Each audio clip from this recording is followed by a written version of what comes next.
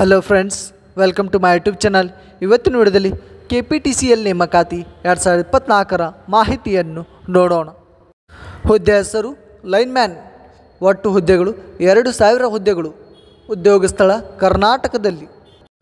ವಿದ್ಯಾರ್ಥಿ ಅಭ್ಯರ್ಥಿಯು ಯಾವುದೇ ಮಾನ್ಯತೆ ಪಡೆದ ಮಂಡಳಿಯಿಂದ 10ನೇ ತರಗತಿಯನ್ನು ಪೂರ್ಣಗೊಳಿಸಿರಬೇಕು.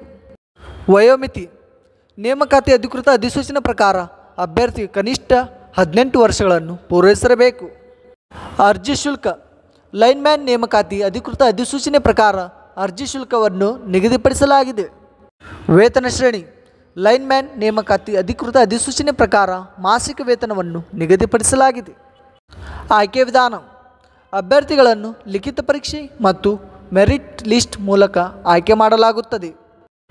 ಪ್ರಮುಖ ದಿನಾಂಕಗಳು ಆನ್ಲೈನ್ನಲ್ಲಿ ಅರ್ಜಿ ಸಲ್ಲಿಸುವ ಪ್ರಾರಂಭ ದಿನಾಂಕ ಅತಿ ಶೀಘ್ರದಲ್ಲಿ ಪ್ರಕಟವಾಗಲಿದೆ. ಆನ್ಲೈನ್ನಲ್ಲಿ ಅರ್ಜಿ ಸಲ್ಲಿಸುವ ಕೊನೆಯ ದಿನಾಂಕ ಅತಿ ಶೀಘ್ರದಲ್ಲಿ ಬರಲಿದೆ.